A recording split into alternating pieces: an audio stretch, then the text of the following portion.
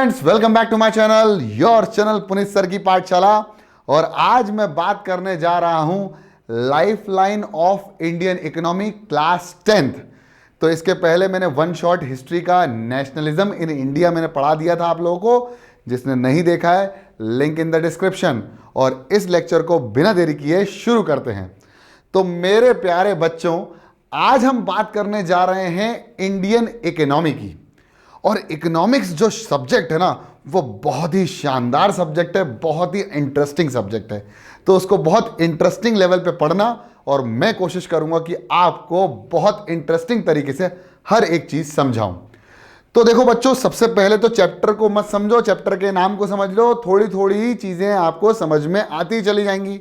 Lifeline मतलब जिसके बिना तो हमारा काम चलना नहीं है। और आपको यह बात तो पता है कि प्यार पैसों से नहीं खरीदा जा सकता, लेकिन बाकी चीजें सर्वाइव करने के लिए हमें पैसों की बहुत जरूरत होती है। यानी इकोनॉमिक कंडीशन अगर आपकी अच्छी हो तो आप हर एक चीज को अफोर्ड कर सकते हो। और जो नॉर्मल हमारे रिसोर्सेज हैं, हम जो अपनी डेली लाइफ को जीने के लिए इस्तेमाल करते हैं, उसको भी आप बहुत अच्छे से परचेस कर सकते हो। लेकिन इकोनॉमी का मतलब सिर्फ मनी रिलेटेड चीज नहीं होती है। इकोनॉमी बहुत बड़े लेवल पे अगर देखा जाए, या बहुत वास्ट लेवल पे देखा जाए, तो इकोनॉमी का मतलब थोड़ा सा डिफरेंट होता है। लेकिन इकोनॉमी कंडीशन समझ आती है तो बोलते हैं भाई हमारे पैसों से कंडीशन हमारी थोड़ी सी तंगी है। तो यही आजकल सबकी चल रही है जब से कोरोना आया है ना। तो चिंता मत करो, इंडियन इकोनॉमी के बारे में मैं बहुत कुछ बताने वाला हूं आज, ठीक है, जो आपके चैप्टर के अंतर्गत आएगा। तो सबसे पहले मीनिंग समझते हैं, और इकोनॉमी क्या है क्वेश्चन मार्क दिमाग में रखते हैं। मैंने यहां कुछ पैसे, कुछ फैक्ट्रीज और कुछ इंस्टीट्यूट बनाए हैं। कुछ इंस्टीट्यूट मतलब पढ़ाई वाले इंस्टीट्यूट नहीं, कुछ ऐसे अगर हम बात करें जो लेना देना पैसों का चलता है, जिसमें हम ट्रेड की बात करते हैं। अभी ट्रेड बहुत इंपॉर्टेंट है, तो इसको हम बाद में रखेंगे। लेकिन सबसे पहले समझते हैं कि इकोनॉमी क्या होती है। The operation of a countries money supply. देखो मैंने क्या कहा कि पैसा सब कुछ नहीं, उस पर्टिकुलर पैसे का सप्लाई बहुत इंपॉर्टेंट है। अगर आपने उस पर्टिकुलर पैसे के सप्लाई को समझ लिया कि किस तरह से कोई चीज सप्लाई हो रही है। फॉर एग्जांपल, आज अमेरिका में आईफोन बन रहे हैं। फॉर एग्जांपल, अगर अमेरिका में आईफोन बन रहे हैं तो वो आप तक पहुंच पा रहे हैं कि नहीं पहुंच पा रहे हैं? क्या आप उन रिसोर्सेज का इस्तेमाल कर पा रहे हैं या नहीं कर पा रहे हैं? That is the most important thing in which और on which the economy depends. तो economy actually fluidity of the money, या मैं कहूं लिक्विडिटी ऑफ द मनी, या एक्सचेंज ऑफ मनी को कहते हैं। अब पहले हम लोग क्या समझते थे, बार्टर सिस्टम चलता था। तो उस समय पैसा वगैरह कुछ नहीं था। तो बार्टर सिस्टम में क्या होता था कि लेन देन जो होता था, जो इंपोर्ट एक्सपोर्ट की बात करते हैं हम, जो खरीदना बेचने की जो बात करते हैं, उसमें क्या होता था, एक कोई चीज बनाता था, एक दूसरा कोई चीज बनाता था। जब डबल कोइंसिडेंस होता था, तब जाके आदान प्रदान हो सकता था चीजों का, गुड्स का। डबल कोइंसिडेंस समझते हो ना, कि इसको भी वही चाहिए जो इसको चाहिए, और इसको जो बेचना है उसको भी वही चाहिए। तो that is called double coincidence. तो बार्टर सिस्टम में बहुत सारी प्रॉब्लम आने लग गई। इसके बाद आया मनी का खेल, मतलब उसके बाद बहुत सारी चीजें आई, फिर गोल्ड का भी आया, बहुत सारी चीजें आई। लेकिन अभी मैं मनी के टर्म्स में बात करने जा रहा हूं। फिर मनी से जो एक्सचेंज होने लगा, उससे इकोनॉमिक कंडीशन, या मैं कहूं इकोनॉमी को समझना बहुत ईजी हो गया था। तो the operations of countries money supply. अब ये सप्लाई किस तरह से होगी? कमर्शियल एक्टिविटीज, जो कमर्शियल एक्टिविटीज हैं। आज आप देखेंगे कि एक फार्मर है जो अपने लिए खेतीबाड़ी करता है, लेकिन एक बड़ा फार्मर है जो कमर्शियल लेवल पे खेतीबाड़ी करता है, यानी एग्रीकल्चर को प्रैक्टिस करता है। यानी वो अपने लिए तो कर ही रहा है खेतीबाड़ी, लेकिन दूसरों को बेचने के लिए, मार्केट में बेचने के लिए, गवर्नमेंट को बेचने के लिए भी अपनी खेतीबाड़ी कर रहा है, एग्रीकल्चर प्रैक्टिस कर रहा है, जिससे कुछ पैसा आ सके, उस कुछ पैसे का आदान प्रदान हो सके। फॉर एग्जाम्पल, आपके पास पैसा आया, आपने किसी और को दिया, उससे कोई चीज खरीद ली। That is called fluidity of the money. That is known as economy of any country. और फिर बात करते हैं उसी एक्टिविटीज के साथ इंडस्ट्रीज की। तो मैंने इंडस्ट्री फैक्ट्री भी बनाई है यहां पर, आपकी कोशिश करिए अच्छी पीपीटी स्लाइड्स लेके आने की आप लोगों के लिए। अब इकोनॉमी जो शुरू होती है, और इकोनॉमी जो शुरू होती है, वो किसी भी कंट्री के डेवलप्ड होने और डेवलपिंग होने के ऊपर डिपेंड करती है। या मैं कहूं कोई कंट्री अगर डेवलप है या डेवलपिंग है, वो उसकी इकोनॉमी के ऊपर निर्भर करता है। देखो ना, मजा आ जाएगा आप लोगों को समझ के। यानी अगर भारत एक अच्छी कंट्री है, इकोनॉमिक कंडीशन उसकी बहुत स्ट्रांग है, तो उसकी जो इकोनॉमी होगी वो किसके ऊपर डिपेंड करेगी? वो उसके डेवलपमेंट के ऊपर डिपेंड करेगी। या मैं कहूं अगर डेवलपमेंट बराबर होगा तो उसकी इकोनॉमिक कंडीशन बढ़िया है। तो दोनों ही आपस में कोरिलेटेड हैं, समझते हैं। और इकोनॉमिक कंडीशन किसी भी कंट्री की किस तरह से देखी जाएगी वो समझते हैं। जैसे कोई गुड अगर एक जगह से दूसरी जगह आना है, किसी को तो बेचना होगा और किसी को तो खरीदना होगा, तो उसमें सबसे बड़ा हाथ जो होता है वो एक जगह से दूसरे जगह ले जाने वाले ट्रांसपोर्ट सिस्टम का होता है। इसको बहुत डेप्थ में पढ़ने वाले हैं, चिंता मत करो। तो यहां मैंने सारे ट्रांसपोर्ट सिस्टम बनाए हैं जिसमें हमारे पास है बस है, शिप है, प्लेन है। एयर वाला हम इस चैप्टर में नहीं करने वाले हैं। फिर हमारे पास रोड है और फिर रेलवेज हैं। तो हम लोगों ने काफी बड़े लेवल पे हर एक चीज को समझ रखा है। अब ये मूवमेंट जो होगा गुड्स का वो किस तरह से होगा? वो किसी पर्टिकुलर लोकेशन पे किसी चीज की डिमांड के ऊपर डिपेंड करता है। आज अगर आपके यहां डिमांड है तो सप्लाई होगी, और सप्लाई किससे होगी? मींस ऑफ ट्रांसपोर्ट से। इसीलिए प्रोडक्शन ऑफ गुड्स तो जरूरी है ही है, लेकिन जो सर्विसेज प्रोवाइड करते हैं एक पर्टिकुलर जगह से उस गुड्स को ले जाने के लिए दूसरी पर्टिकुलर जगह जहां उसकी डिमांड है, उसमें एक पर्टिकुलर कंट्री का डेवलपमेंट पूरा का पूरा निर्भर होता है। समझ में आ गया ना? हाँ, बहुत बढ़िया। अब बात करते हैं कि किसी कंट्री की, अगर किसी कंट्री की इकोनॉमी की बात करें तो कोई चीज का पहले तो प्रोडक्शन होगा और फिर होगा उसका डिस्ट्रीब्यूशन। तो मैंने डायरेक्ट लेके आ गया हूं डिस्ट्रीब्यूशन। मतलब पहले होगा प्रोडक्शन और फिर होगा डिस्ट्रीब्यूशन और फिर होगा कंजप्शन। अगर आपने उसको कंज्यूम कर लिया आपके लिए बेहतर है, तो आप वापस से वही गुड चीज खरीद लेंगे। जैसे किसी को फोन की बहुत आदत होती है, जैसे किसी को एप्पल या एंड्रॉयड में एंड्रॉयड का इकोसिस्टम ज्यादा बेहतर लगता है, तो वो एंड्रॉयड का ही फोन खरीदता है। और वो उसके पास आएगा जब वो उसको इस्तेमाल करेगा तभी तो पता चलेगा कि वो कंपैटिबल है या नहीं। तो वो चीज पहुंचाने वाले बहुत इंपॉर्टेंट है। आज आप फ्लिपकार्ट से कोई भी चीज ऑर्डर कर दो, आप तक पहुंचाने वाले जो कोरियर सर्विस है वो एक्चुअली में उस पर्टिकुलर चीज को दिल्ली से इंदौर से यहां भोपाल मेरे शहर में लेके आते हैं जब भी मैं कोई चीज ऑर्डर करता हूं। यानी ट्रांसपोर्ट सिस्टम का बहुत बड़ा खेल है। तो यहां आप सारे ट्रांसपोर्ट देख रहे हैं। अब हम बात करने जा रहे हैं मींस ऑफ ट्रांसपोर्ट की, कि हमारे पास अभी की स्थिति में कौन कौन से मेजर मींस ऑफ ट्रांसपोर्ट है जिससे हम किसी भी चीज का, गुड्स का, सर्विसेज का आदान प्रदान करते हैं, या फिर हम खुद इधर से उधर जाते हैं एज अ ह्यूमन रिसोर्स। समझ में आएगा आपको अभी। और पहली जो बात आई है जहन में, दिमाग में, वो आई है रोडवेज। और आप एक चीज ध्यान रखना कि रोडवेज हमारे यहां सबसे बड़ा नेटवर्क है। किसी भी, मतलब इंडिया के अंदर की बात कर रहा हूं, जो हम इस्तेमाल करते हैं रेलवे और रोडवेज और वाटरवेज और एयरवेज से में सबसे ज्यादा इस्तेमाल होने वाला कौन सा है? Roadways. India has one of the largest road networks world, about 56 lakh kilometre according to NCERT. 56 lakh kilometre का रोड नेटवर्क है भारत के अंदर, बहुत बड़ा नेटवर्क है।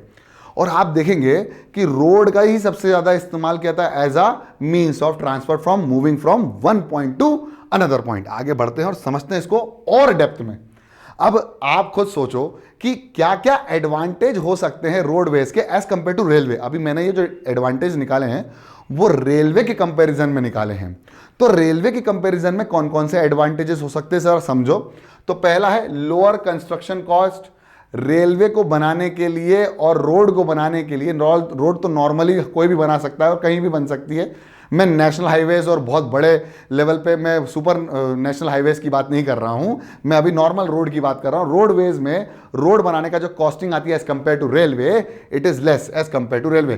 Can be constructed in uneven surfaces, can negotiated higher gradients of slope, example transverse mountain such as Himalaya. मतलब जहां train नहीं पहुंच सकती वहां रोड पहुंच सकती है। इतनी सी बात है कि अगर आपको अपने ही क्या बोलते हैं सिटी में एक जगह से दूसरी जगह ट्रांसफर करना है या मूव करना है तो आप रेल का इस्तेमाल नहीं करोगे। वो apart from you are in Mumbai, तो मुंबई के अंदर भी आपको आधा लोकल के ऊपर डिपेंड करना पड़ता है और आधा रोड के ऊपर डिपेंड करना पड़ता है।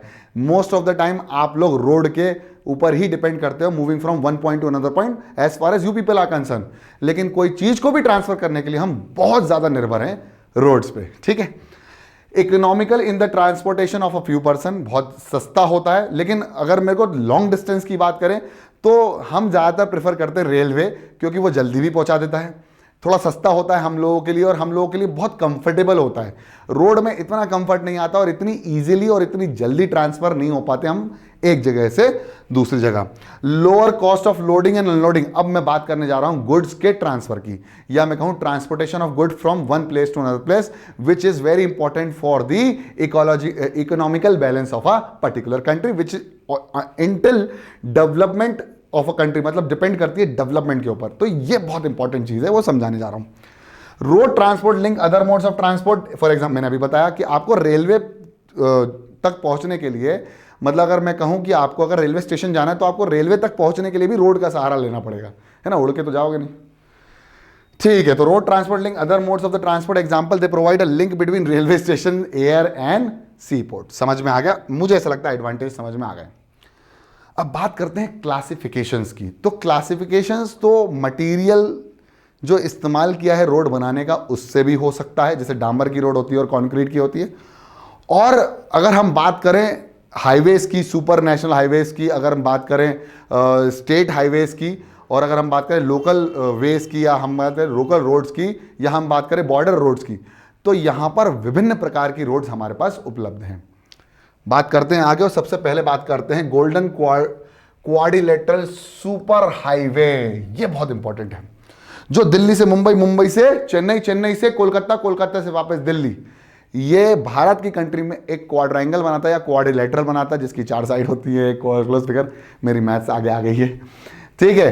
तो ये क्या करता है, लिंक करता है Delhi, Kolkata, Chennai, Mumbai and Delhi by 6 lane super highway. Super highway इसलिए क्योंकि यहां बहुत फास्ट से, बहुत तेज गाड़ियां जाती हैं और बहुत आसानी से, बहुत स्मूथ रोड बनी है, बहुत इजी ट्रांसफर हो सकता है किसी भी चीज का from one point to another point. The north south corridor linking Srinagar, Jammu and Kashmir and Kanyakumari, Tamil Nadu. East west corridor connecting Silchar, Assam and Porbandar, Gujarat are part of this projects. जो कनेक्शन होता है ना, जो मतलब एक सिटी से दूसरी सिटी को कनेक्ट करना, तभी तो हम किसी भी सर्विस को एक जगह से दूसरी जगह प्रोवाइड करवा सकते हैं। इसको एक एग्जाम्पल से समझो, तब ताकि तुम्हें बहुत अच्छे से क्लियरिटी आएगी। अगर फॉर एग्जाम्पल तुम्हारे पिताजी ने या पापा ने कहीं घर खरीदा है, तो वो सबसे पहले क्या देखते हैं कि वो घर मेन सिटी से कितनी दूर है, लोकेशन कैसे, मतलब लोकेशन इज़ वेरी इंपॉर्टेंट। उसके आसपास कोई हॉस्पिटल है कि नहीं, उसके आसपास कोई मेडिकल लेवल पे कोई दुकान है या नहीं, राशन की दुकान है नहीं, स्कूल है या नहीं, कोई मॉल है। आजकल तो शॉपिंग मॉल भी हो गए, नहीं तो पहले इतना वो नहीं इसका क्राइटेरिया रहता था। तो हम हर एक चीज़ का, और means of transport that is railway station, bus station और एयरपोर्ट जो भी है, तो ये सारी चीज़ें अगर पास पास होती है तभी हम उस पर्टिकुलर जगह को खरीदते हैं या उस पर्टिकुलर जगह अपना घर बनाते हैं। इसका मतलब वो पर्टिकुलर एरिया जहां पर ये सारी चीज़ें अवेलेबल होंगी, जिसमें means of transport is one of the most important thing, वहां डेवलपमेंट सबसे ज़्यादा होगा। समझ में आ गया होगा आपको कि डेवलपमेंट वहीं होगा जब means of communication, means of transport बहुत ज़्यादा तरीके से होगा और विभिन्न प्रकार के अवेलेबल रहेंगे। तो the major objective of these super highways, मैंने जो बताया आपको, वो है to reduce the time and distance between the mega cities of India. अब मेगा सिटीज क्यों बोल रहा हूं मैं, क्योंकि ये जो बड़ी बड़ी सिटीज है ना, इनके साथ ही या इनके कनेक्शन के माध्यम से ही हम कोई भी गुड्स एंड सर्विसेज का इंपोर्ट और एक्सपोर्ट कर सकते हैं, इंपोर्ट भी और एक्सपोर्ट भी। अब फॉर एग्जांपल कोई चीज़ बाहर से आ रही है और वो गुजरात जानी है, तो पहले वो इंटरनेशनल एयरपोर्ट आएगी, दिल्ली आ सकती है या मुंबई आ सकती है, हार्बर में आ सकती है, मतलब डिफरेंट एरियाज से या डिफरेंट मीन्स ऑफ ट्रांसपोर्ट से आ सकती है। लेकिन उसको ले जाने के लिए, अब मान लीजिए फॉर एग्जांपल तुमको दिल्ली से अगर मुंबई लेके जाना है, दिल्ली से मुंबई ले जाने के लिए तुम्हें कौन सा मीन्स ऑफ ट्रांसपोर्ट लेना पड़ेगा, या तो एयरवेज लेना पड़ेगा जो कि बहुत ज़्यादा प्रॉब्लमेटिक हो सकता है बहुत भारी सामान के लिए, तो रोडवेज बहुत अच्छा है और रेलवेज भी अच्छा है, लेकिन रेलवे को भी कनेक्ट करने के लिए हमें रोडवेज की जरूरत पड़ेगी, तो इसलिए डायरेक्टली रोडवेज का इस्तेमाल किया जाता है। तो वहां तो कोई सी नहीं है ना, तो यही इंपॉर्टेंस है इन सारे सुपर हाईवेज का। These highways projects are being implemented by the national highway authority of India, that is NHAI, NHAI NHAI, that is national highway authority of India के माध्यम से हम लोगों ने अपनी बड़ी बड़ी सिटीज को, कॉर्पोरेट सिटीज को कनेक्ट किया है, ताकि हम बहुत इजीली अपने टाइम को बचाकर एक जगह से दूसरी जगह पहुंच पाएं। क्यों? क्योंकि टाइम इज मनी। अब ये वही सुपर क्वाड्रेंगल है, that is Delhi from Mumbai, Mumbai to Chennai, Chennai to Kolkata, Kolkata to Delhi again. अब बात करते हैं हमारे पास दूसरा इंपॉर्टेंट रोडवेज, जो टाइप्स ऑफ रोडवेज है उसमें नेशनल हाईवेज बहुत इंपॉर्टेंट है। नेशनल हाईवेज वो जो कि स्टेट को कनेक्ट करते हैं एक्चुअली में। The primary road system and link extreme part of the country, led and maintenance by the central public work department. A number of major national highways run in north, south and east west. The historical Sher Shah Suri Marg is called national highway number 1 between Delhi and Amritsar. तो इन national highway जो है ना वो states को connect करते हैं। और सुपर क्वाड्रेंगल जो हमने पढ़ा था वो 6 लेन सुपर कॉरिडोर है, जिसकी माध्यम से बहुत तेजी से हम एक जगह से दूसरी जगह ट्रैवल कर सकते हैं। ये भी वैसे ही लेवल के हैं, लेकिन ये स्टेट्स में बहुत ज्यादा फैले हुए हैं। नेक्स्ट है हमारे पास स्टेट हाईवे। अब देखो ये स्टेट हाईवे और ये नेशनल हाईवे में अंतर क्या है। अब हमने जो स्टेट को कनेक्ट करने के लिए किया था वो हमारे क्या थे, नेशनल हाईवेज, मतलब बहुत बड़े लेवल पे हम लोगों ने बात कर ली थी। अब हम बात करने वाले हैं स्टेट हाईवेज में, जो रोड लिंकिंग होगी ना स्टेट की कैपिटल्स की, जो कि डिफरेंट डिस्ट्रिक्ट के अंदर भी होगी। जैसे हम लोगों ने अभी डिस्ट्रिक्ट हेडक्वार्टर्स को क्या बोला, स्टेट हाईवेज, क्या बोला, डिस्ट्रिक्ट लेवल पर भी अगर कोई कनेक्शन आएगा तो वो हमारे, जैसे फॉर एग्जांपल अगर मैं बात करूं भोपाल से अगर मुझे इंदौर कनेक्ट करना है तो वो हम बात करेंगे स्टेट हाईवे के अंदर। These roads are constructed and maintain by the state public work department, that is PWD, in the state and union territories. Clear? National highway और स्टेट हाईवे में कंफ्यूजन मत होना। नेक्स्ट है डिस्ट्रिक्ट रोड्स। तो normal जो roads होती हैं, जैसे जो गांव को जोड़ती हैं या फिर टाउन को जोड़ती हैं, वो डिस्ट्रिक्ट रोड कहलाती हैं। These road connect the district headquarters with the other places of the district. These roads are maintained by the Zila Parishad. जिला परिषद के द्वारा मेंटेन की जाती है, वो PWD के द्वारा मेंटेन की जाती है। ठीक है, इनकी हालत थोड़ी खस्ता रहती है। फिर बात करते हैं और अलग रोड्स की, जो कि एक्चुअली में गाँव को कनेक्ट करती हैं, छोटे छोटे गाँव को कनेक्ट करती हैं, वो अदर रोड्स में आती हैं। तो हम बात करते हैं rural roads which link rural areas and villages with towns are classified under this categories. These road received special impetus under the Pradhanmantri Gramin सड़क योजना। तो इसका जो टेक केयर होता है वो प्रधानमंत्री ग्रामीण सड़क योजना के द्वारा होता है। Under this scheme special provision are made so that every village in the country is linked to a major town in the country by an all season motorable roads. अब मोटरेबल मतलब मोटर, एक जगह से sensory motor जो होता है ना, एक जगह से दूसरी जगह ट्रैवल करने के लिए हर साल अगर वो खुली हो रोड, जैसे यार आप लोगों ने देखा गांव में जब बाढ़ आती है तो रोड पूरा जाती हैं, तो रोड जो नेटवर्क होता है वो बंद हो जाता है। ये इसका एक डिसएडवांटेज भी है। तो वो चीज़ को अवॉइड करने के लिए कुछ ऐसी रोड्स भी बनाई जाती है जो कि हर गांव को गांव से और एक गांव को बड़े टाउन से कनेक्ट करती है, ताकि बराबर कनेक्शन रहे एक गांव का और एक टाउन का।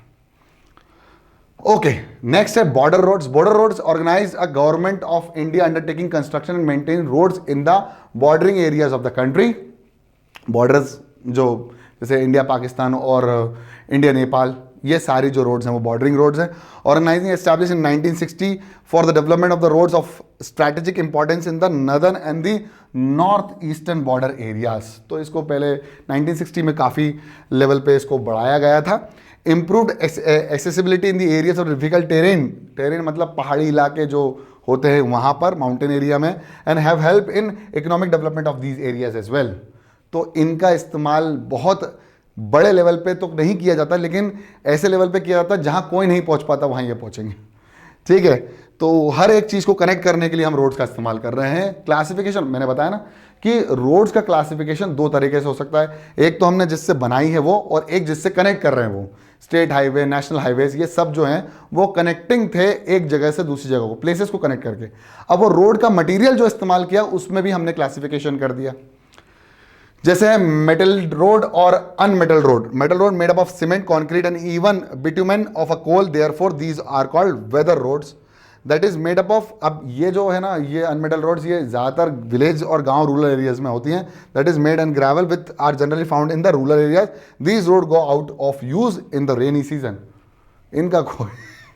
इनकी कोई लॉन्ग लास्टिंग वाली नहीं है, फोकडियो जैसी। ठीक है, समझ में आ गया? ओके, बहुत बढ़िया। और आगे बढ़ते हैं और आगे समझते हैं कि क्या क्या प्रॉब्लम्स आ सकती हैं जब हम रोड से ट्रांसपोर्ट कर रहे हैं इंडिया के अंदर। मैंने अभी आपको थोड़ी सी एक दो प्रॉब्लम्स बताई हैं इसके पहले। समझ में आ रहा है? समझ में आ रहा है तो लाइक कर दो और शेयर कर दो भाई साहब। द रोड नेटवर्क इज इनएडिक्वेट, जितना चाहिए उतना नहीं है। सबसे पहली चीज, हर गांव को कनेक्ट नहीं कर पाता, इसलिए वो मड के रोड्स बनाने पड़ते हैं, ठीक है। About half of the roads are unmetalled, जो मैंने आपको बताया, क्यों? कनेक्शन नहीं था तो मड के बनाए। The limits there uses during the rainy season, मैंने बताया जब बहुत पानी आता है, बाढ़ आती है तो ये रोडें पुरा जाती हैं। रोडें पुराने का मतलब ये है कि जो नदी आ जाती है ना ऊपर अफान पे, तो रोड के ऊपर से बहती है नदी, तो it is quite difficult to travel from that road, है ना, जान का भी खतरा है भाई साहब। And the roadways are highly congested in the cities.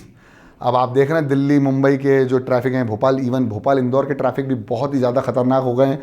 क्यों हो गए खतरनाक? क्योंकि इतना टाइम लगता है एक जगह से दूसरी जगह जाने के लिए कि इंसान पेट्रोल के दाम के बारे में सोच के अपने काम को भूल जाता है। तो दैट इज़ द पॉइंट कि वहाँ पर इतना कंजेस्टेड और क्राउडेड एरिया होता है जिसमें रोड से ट्रैवल करना it's quite difficult for us. Most of the roads are not fit for smooth running. जो मैंने आपको नेशनल कॉरिडोर के बारे में बात करी थी, सुपर हाईवे में, वो तो स्मूथ है एकदम, बिल्कुल मक्खन की तरह जा सकते हो तुम। लेकिन अगर हम स्टेट हाईवेज की बात करें, कुछ स्टेट हाईवेज ऐसे आज भी हैं जहां पर सही प्रॉपर कंस्ट्रक्शन नहीं हुआ है, स्टेट को कनेक्ट करने के लिए भी और इंटर डिस्ट्रिक्ट कनेक्ट करने के लिए भी बहुत प्रॉपर रोड्स नहीं है, जो कि स्मूथ रनिंग नहीं दे सकते, टाइम नहीं बचा सकते। इवन जाम लग जाता है तो बहुत घंटों का जाम लग जाता है। अब ये जितने भी डीमेरिट्स थे उनके मेरिट्स बन जाते हैं रेलवे के द्वारा, और रेलवे हमारा नेक्स्ट टॉपिक होगा। Means of communication, means of transport from one point to another point, that is called railway. It's very important to understand.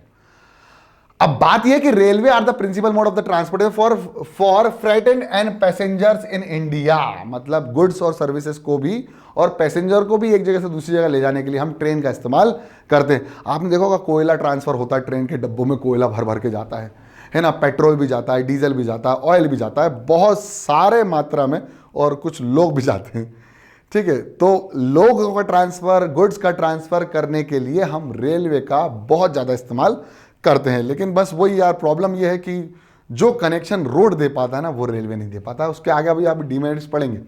Railway also make it possible for the people to conduct multifaceted activities like business, sighting needs, pilgrimage, जो ये pilgrims जो होते हैं ना, pilgrims इनको बोलते हैं, जो एक जगह से दूसरी जगह यात्रा करते हैं, जो रिलीजियस यात्रा करते हैं ना, मेरे से बोलते नहीं बना, है ना, तो उनको पिलग्रिम्स बोलते हैं, pilgrimage. along with the transportation of goods over long distances, बहुत बड़े बड़े लंबे लंबे डिस्टेंस को ट्रैवल करने। यार मैं खुद रोड से बाय रोड ट्रैवल करना पसंद नहीं करता हूँ, टू बी वेरी फ्रैंक, क्योंकि टाइम बहुत लगता है और फिर आप एंजॉय नहीं कर पाते हो। मतलब रोड ट्रिप अगर आप फैमिली के साथ जा रहे हो तो मज़ा आएगा, हम साथ साथ हैं, लेकिन अगर आप अकेले जा रहे हो और आपको नाइट में निकलना है तो रोड इज़ नॉट सेफ। फिर by train is the best means of transport to move from one point to another point. Apart from an important means of transport, the Indian Railway has been a great integrating force for more than 150 years. मैं आपको एक बात बताना चाहता हूँ जो मैंने observe करी थी कि ड्यूरिंग द लॉकडाउन हम लोगों ने देखा कि ट्रेन तक बंद हो गई थी, बट गुड्स और सर्विसेज की ट्रेन्स चालू थी, लेकिन पैसेंजर ट्रेन्स बिल्कुल बंद हो चुकी थी during corona period.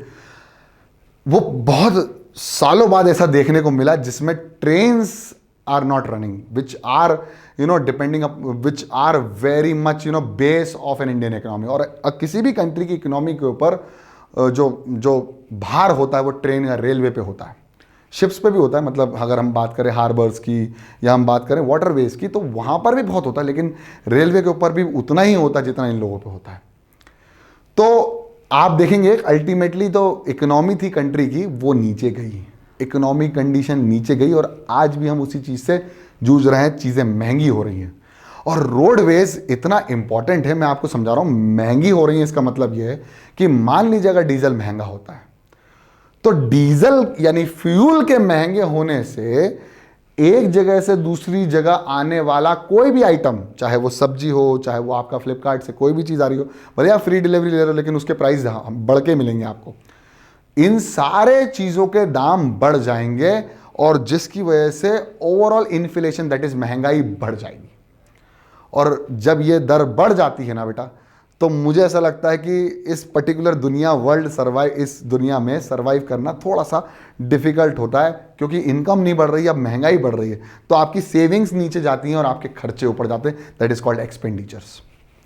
Railway in India bind the economic life of the country as well as the accelerated development of the industrial and agriculture level. अब बात करते हैं इंडस्ट्री और एग्रीकल्चर लेवल पर किस तरह से। तो मैंने बताया ही था कि आपको गुड्स को ट्रांसफ़र करवाने के लिए भी और बड़े बड़े लेवल पर सब्जियों का, या फिर हम स्पाइसेस की बात करें, तो इन सब चीज़ों के लिए भी हम रेलवे का इस्तेमाल करते हैं एक जगह से दूसरी जगह अपने गुड्स को पहुंचाने के लिए, जो कि ultimately development of the country के ऊपर बहुत डिपेंडेंट है। मतलब अगर मैं कहूँ कि अगर डेवलपमेंट होना है तो उसके नेटवर्क, उसके कम्युनिकेशन नेटवर्क मतलब ये जो ट्रांसपोर्ट नेटवर्क है ये बहुत इंपॉर्टेंट है, इसलिए इसको लाइफलाइन कहा जाता है। जैसे मुंबई की लाइफलाइन क्या है? मुंबई की लाइफलाइन है लोकल ट्रेन, ठीक है। तो इंडिया की लाइफलाइन भी है railway. The Indian railway is the largest public sector undertaking in the country. The first train steamed off from Mumbai to Thane in 1853, मतलब ब्रिटिशर्स के काल पर, and covering a distance of 34 kilometres. तो पहली ट्रेन जो भारत में बनाई थी वो विदेश लोगों ने बनाई थी, विदेश, जो कि 1853 में और जो जिसने ट्रैवल किया था वो 34 किलोमीटर ट्रैवल किया था। इसमें कुछ आपके लिए गेजेस लेवल पर भी हैं, जैसे पहले छोटी गेज की ट्रेन चलती थी, अभी बड़ी लॉन्ग गेज की ट्रेन चल रही हैं, तो वो आज भी छोटी गेज की ट्रेनें कहीं कहीं इलाकों में चलती हैं। Railway network distribution in the country largely influenced by the physiographic, economic and administrative factors। अब मैं इसको समझाता हूं। सबसे पहले तो क्या है कि हम लोगों को अगर रेलवे को कंस्ट्रक्ट करना है या रेलवे एक नेटवर्क बनाना है टू ज्वाइन और to make a communication between the two cities, तो हम लोगों को काफ़ी लेवल पर उस पर्टिकुलर जगह की ज्योग्राफिक कंडीशंस के बारे में पता होना चाहिए कि ये बनाया जा सकता है या नहीं। क्योंकि पहाड़ को काटना इज़ नॉट ईजी। अगर मान लो मैं माउंटेन एरिया से निकलना है, मैं देखता हूँ जब भोपाल से अगर मैं मुंबई या नागपुर की तरफ निकलता हूँ तो वहाँ पर बहुत बड़े बड़े पहाड़ आते हैं जिनके बीच में से ट्रेन होके हो जाती है। तो उसको कंस्ट्रक्ट करने के लिए कितना समय, कितना पैसा, कितना टाइम लगा होगा मैं समझ सकता हूँ। तो वही है, the northern plains where the vast level land, high population density and rich agriculture resources provide the most favorable condition for their growth. Large number of rivers requiring construction of bridges। अब reverse के ऊपर से निकालना है, reverse के नीचे से तो पॉसिबल है नहीं, तो ब्रिज बनाने पड़ते हैं। The bridges across their wide bed post on an obstacle, जो कि ब्रिज बनाना बहुत मुश्किल है, समय लगता है। तो इस चीज़ को और मेंटेन करना, इट्स वेरी इंपॉर्टेंट। मेंटेन करना इज़ वेरी इंपॉर्टेंट।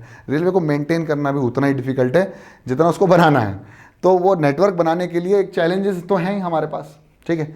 तो उन चैलेंजेस को एक्सेप्ट करके हम लोगों ने बहुत बड़ा नेटवर्क बनाया है। मतलब इंडिया का नेटवर्क तो काफ़ी बड़ा है as compare to the other countries. बाकी लेकिन मैं डेवलप्ड कंट्रीज़ की बात नहीं करूँगा। In the hilly terrain of the peninsula region railway, देखो मैंने बताया ना कि पहाड़ को बीच में से काट के निकालना, ये हम जाते जब हमें दिखता है। The Himalaya mountain, the hilly range peninsula region railway tracks are laid through 2 hills gaps और टनल्स, जिनमें टनल्स बनाई जाती थी। Himalaya mountain regions too are unfavourable for the construction of the railway due to high relief sparse populated, lack of economic opportunities. अब जब goods and services वहाँ पहुँचेंगी नहीं तो वहाँ अपॉर्चुनिटीज़ तो बहुत कम होंगी, इसलिए वहाँ पर सब लोग अपना अपना बिजनेस संभाल के बैठे हुए हैं। जो हिल स्टेशंस हैं वहाँ पर सब अपना अपना बिजनेस संभाल के बैठे हैं। और बिजनेस तो ठीक है, चलिए अच्छी बात है, लेकिन वहाँ पर इतना आदान प्रदान नहीं गुड्स का, तभी वहाँ चीज़ें महंगी भी हैं, क्योंकि उनको लेके आने के लिए भी उतना ही खर्चा लगता है। रोडवेज में काफ़ी खर्चा लगता है और काफ़ी टाइम लगता है। It is time consuming actually. तो railway in hilly areas we have discussed. The contiguous stretch of the Sahyadri could be crossed only through the gaps of passes ghats. अब यहाँ पर एक प्रॉब्लम आती है, जब यहाँ पर डिफ़िकल्टी आती है जब फॉरेस्ट हो। जैसे मैंने अभी बताया ना आपको कि बहुत सारी प्रॉब्लम्स के साथ गुजरना पड़ता है। वहाँ पर ऐसे जंगल भी है जिनको काटा नहीं जा सकता, तो वहाँ पर है rail on line sandy plains and swamp Gujarat and forested tracks called Madhya Pradesh. वहाँ से निकालना, मैंने कहा ना मध्य प्रदेश, तो वहाँ से निकालना थोड़ा सा मुश्किल होता है इन सबको। Development of the Konkan railway along the west coast has facilitated the movement of the passengers and goods in this most important economic region of India। और रेलवे ने इसका काफ़ी सपोर्ट भी किया, कोंकण रेलवे ने। तो यहाँ से डेवलपमेंट आता है भाई कंट्री का। अब सब लोग बताना ऐसे कितने लोग हैं जिन्होंने सुना है कि ये बिना टिकट के रेल की यात्रा करा है। ये है वो छोटे, ठीक है। तो many passenger travel without ticket, people stop their train, pull the chains unnecessary and this cause heavy damage to the railway, theft and damaging of the railway properties. उसमें लिखा रहता साफ, ये आपकी प्रॉपर्टी नहीं है, ये रेलवे की प्रॉपर्टी, तब भी लोग उसको निकाल निकाल के ले जाते हैं। रेलवे को काफ़ी नुकसान होता है जब आप लोग टिकट नहीं खरीद, टिकट खरीदा करो, ठीक है। बात करते हैं हाँ गेजेस की, मैंने जो बात करी ना गेजेस की कि डिफरेंट टाइप्स ऑफ गेजेस होते हैं यहाँ पर। तो वो हमारे पास अलग अलग गेज है, ब्रॉड गेज की चल रही है, मीटर गेज की चल रही है 1 मीटर की, और नैरो गेज की। आज भी मैं देखा देवास की लाइन, और देवास में मैं गया था एक बार, इंदौर देवास, तो देवास से महू को कनेक्ट करने वाली जो थी वो छोटे गेज की ट्रेनें चलती हैं, और लाल कलर की जो पहले चलती थी। तो ये काफ़ी और बड़ा नेटवर्क है। तो 68,442 किलोमीटर्स का नेटवर्क पूरा है इन सब का, और रनिंग ट्रैक जो है वो 94,735 का है, और टोटल ट्रैक जो बना वो 1,23,236 किलोमीटर का बना। काफ़ी बड़ा नेटवर्क है। अब बात करते हैं कि ये नए खिलाड़ी आए हैं, ये नए खिलाड़ी आए हैं जो कि हमारे ट्रांसपोर्ट सिस्टम या हमारे गुड्स एंड सर्विसेज को एक जगह से दूसरी जगह, सर्विसेज मैं इसलिए बोल रहा हूं जैसे फ्लिपकार्ट की सर्विस हो गई, तो जगह पहुंचाने के लिए पाइपलाइन ट्रांसपोर्ट नेटवर्क का भी इस्तेमाल किया जाने लगा। पाइपलाइंस का इस्तेमाल किया, जैसे पानी को पहुंचाना हो, ऑयल को पहुंचाना हो, तो बड़ी बड़ी पाइपलाइन का इस्तेमाल किया जा रहा है। उससे क्या है, new arrival the transport map of India, these are used to transport water to the cities. जैसे आपने देखा बड़ी बड़ी पाइप, हमारे यहाँ कोलार की बहुत बड़ी पाइपलाइन है, तो उनको बिछाया जाता है टू कनेक्ट दी सिटीज़, मतलब सिटीज़ के अंदर ही कनेक्ट करके पानी को एक जगह से दूसरी जगह ट्रांसपोर्ट करवाने के लिए। आपके घरों में जो पानी आ रहा है, अभी गैस की लाइनें डल रही हैं, आपने सुना होगा, तो गैस के लिए भी कुछ इस तरह का माहौल बन रहा है। Now these days petroleum products, जैसे मैंने अभी आपको गैस का बताया, also transported through these. Clear, चलो बहुत बढ़िया। पाइपलाइन के बारे में थोड़ा सा और डिस्कस करते हैं, जो कि इसेंशियल पाइपलाइंस कहाँ कहाँ कितनी कितनी फैली हैं वो देखते हैं। From oil field is upper Assam to Kanpur Uttar Pradesh via Guwahati, मतलब गुवाहाटी होते हुए, वाया मतलब होते हुए, जो आती है Barauni and Allahabad. It has branches from Barauni to Haldia via Rajbandh to Maurigram and Guwahati to Siliguri. तो ये भी पाइपलाइंस हैं जो कि ऑयल और पानी को ट्रांसपोर्ट करवा रही है from Salaya in Gujarat to Jalandhar in Punjab via Viramgam Mathura Delhi and Sonipat. It has branches to connect Koyali near Vadodara Gujarat, Chaksu and other places. तो बहुत सारी पाइपलाइंस यहाँ बिछी हुई है, और ये नए खिलाड़ी हैं ट्रांसपोर्ट के लिए, तो इनके ऊपर इतना डिपेंडेंसी तो पैसेंजर की तो है ही नहीं। ऐसा तो है नहीं कि तुम लोग बैठ के भी जा सकते हो, ऐसा नहीं है। तो यहाँ पर ये थोड़े कन्फाइंड होते हैं, मतलब जिनके पास स्लरी, जैसे जो प्रोडक्ट के स्लरी होते हैं, स्लरी मतलब जो घोल होता है, जो विस्कस होता है, विस्कस बोलूँ तो मैं इसको और एक्सप्लेन करूँ तो जो फ्लूइड होते हैं उनको ही ट्रांसपोर्ट करवाने के लिए हम इन पाइपलाइन का इस्तेमाल करते हैं। गैस पाइपलाइन फ्रॉम हजारिया, जिनके अंदर बहने की क्षमता होती है, Hazira Gujarat to connect to Jagdishpur in Uttar Pradesh via Vijaipur in Madhya Pradesh. It has branches to Kota in Rajasthan, मतलब बहुत लंबा है, and Shahjahanpur Babrala and other places in Uttar Pradesh. तो ये चीज़ें हैं जो कनेक्ट करती हैं और सिटीज़ को कनेक्ट करती हैं कौन, पाइपलाइंस। ये पाइपलाइंस हैं जो मैंने आपको अभी बताई। तो ये रेड वाली इधर से इधर जा रही है, ग्रीन वाली, सबको कनेक्ट करके हम लोग बहुत इजीली पानी या फिर ऑयल को, पेट्रोलियम प्रोडक्ट्स को ट्रांसफर कर सकते हैं from one point to another point. Very important, और ये सबसे ज्यादा आपके मैप वर्क में काम आएगा, दैट इज कॉल्ड वाटरवेज। तो मैंने एक बहुत बढ़िया जहाज लेके आया हूं, टाइटैनिक, ठीक है, देखते हैं। तो since the ancient period India was one of the seafaring countries. तो एक्चुअली हम लोग बहुत उस समय तक क्या थे, जो जब ब्रिटिश के एंशिएंट टाइम की बात करें तो उस समय तक हम लोग है ना बहुत ज़्यादा गुड्स एंड सर्विसेज का इंपोर्ट और एक्सपोर्ट करने की कोशिश कर रहे थे, लेकिन हमारे पास क्या था, in the seamen sailed far and near thus carrying and spreading Indian commerce and culture. जैसे आपने सुना होगा कि वास्को डी गामा इंडिया पहली जब आया था तो वॉयज करके आया था। Voyage is a journey from that boat और सी और शिप, ठीक है। तो ये जो हुआ था इसकी वजह से आप कोलंबस ने भी डिस्कवर किया था अमेरिका को। तो ये जो चीज़ें थी ना, ये बहुत इजीली कनेक्ट कर सकती थी किसी कॉन्टिनेंट को, जो कि थोड़ी सस्ती पड़ती है एज कंपेयर टू एयर। तो बहुत बड़े लेवल पे हम लोगों ने अपनी चीज़ों को, अपने कल्चर की चीज़ों को एक्सपोर्ट किया है दूसरी कंट्रीज में by the help of waterways. India has the inland navigation of waterways of 14,500 kilometre in the length. Out of this only 5,685 kilometre are navigated by mechanism vessels. तो केवल हम इतना इस्तेमाल कर सकते हैं, लेकिन यहां पर हमारे पास अभी बहुत बड़ा नेटवर्क है. किसका? वाटरवेज का, इंडिया में. अब फीचर्स क्या हैं जो मैंने आपको बताया ना, थोड़ा सस्ता होता है एज कंपेयर टू एयर आएगा. Cheapest means of transport, most suitable for carry heavy loads. मैं मुंबई गया था कुछ साल पहले, और वहाँ मैंने ना हार्बर में एक्चुअली एलिफेंटा केव गया था. तो वहाँ मैंने बड़ी बड़ी शिप्स देखी थी, बड़ी बड़ी शिप्स जिसके ऊपर बहुत बड़ा लाखों टन करोड़ों टन का माल रखा हुआ था, और वो एक जगह से दूसरी जगह ट्रांसफ़र कर रहे थे. इतना टन, इतना भारी माल हम एयरवेज और ट्रेन के माध्यम से या रेलवे के माध्यम से नहीं ले जा सकते, तो वहाँ पर इस्तेमाल किया था वाटरवेज. ठीक है. And fuel efficient and environment friendly mode of transport. Easy है काफ़ी इसको ट्रांसपोर्ट करवाना फ्रॉम दिस. नेशनल वाटरवेज भी इंडिया के अंदर गवर्नमेंट ने सेट कर दिए हैं, जिसमें नेशनल नंबर 1 है national waterways 1 Ganga river between Allahabad and Haldia, जो कि 1620 किलोमीटर का है. National ways the Brahmaputra river between Sadiya and Dhubri, that is 891 kilometre. The west coast canal in Kerala, तो वो भी 205 किलोमीटर का, काफ़ी बड़ा है ये भी. लेकिन सबसे बड़ा तो यही ऑब्वियसली है ना. हाँ ठीक है. Specified stretch of Godavari and Krishna rivers along with the Kakinada Pondicherry stretch of canals. Stretch मतलब ये फैले हुए हैं यहाँ तक, है ना. ये काफ़ी लंबे फैले हुए हैं. 1078 kilometre, that is 1878 kilometre. A specified stretch of Godavari and Krishna rivers along with Kakinada Pondicherry stretch. अच्छा, ये मैंने वो दोबारा आ गया क्या? हाँ, ये दोबारा आ गया, कोई बात नहीं, समझ में आया. तो ये दोबारा आ गया, कोई इश्यू नहीं है. नेक्स्ट है मेजर सी पोर्ट. ये आपके जो ग्राफ है ना, जो मैप है, मैप वर्क में काम आएगा. तो मेजर सी पोर्ट, सबसे पहले तो मैं इंडिया का मैप दिखा देता हूँ. आप लोगों ने देखा? हाँ.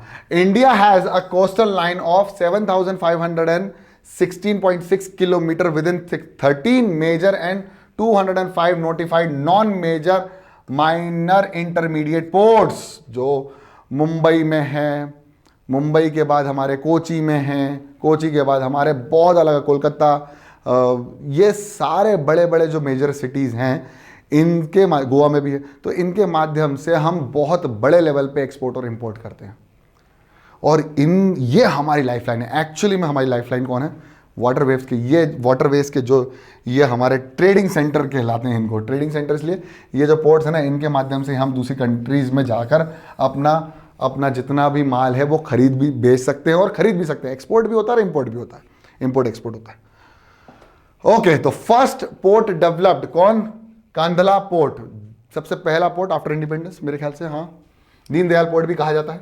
Develop to erase the volume of the trade on the Mumbai port. Mumbai port actually में सबसे बड़ा है, सबसे बड़ा है, और इसके ऊपर ट्रैफिक कम आए इसके लिए इसको डिजाइन किया गया था. Developed to erase the volume of the trade on the Mumbai port the wake of loss of Karachi port in Pakistan after the partition. It is a tidal port. मतलब बहुत ईजिली इसके अंदर इसका इस्तेमाल करके हम इंपोर्ट और एक्सपोर्ट कर सकते हैं. और कराची का पोर्ट खो देने के बाद हम लोगों को ये काफ़ी बेटर ऑप्शन था, उस पर लोड आने से कम. The belt stretch across the state of Jammu and Kashmir, Himachal Pradesh, Punjab, Haryana, Rajasthan and Gujarat. इसकी बेल्ट बहुत बड़ी है इस पोर्ट की. तो ये इतनी जगह पर है.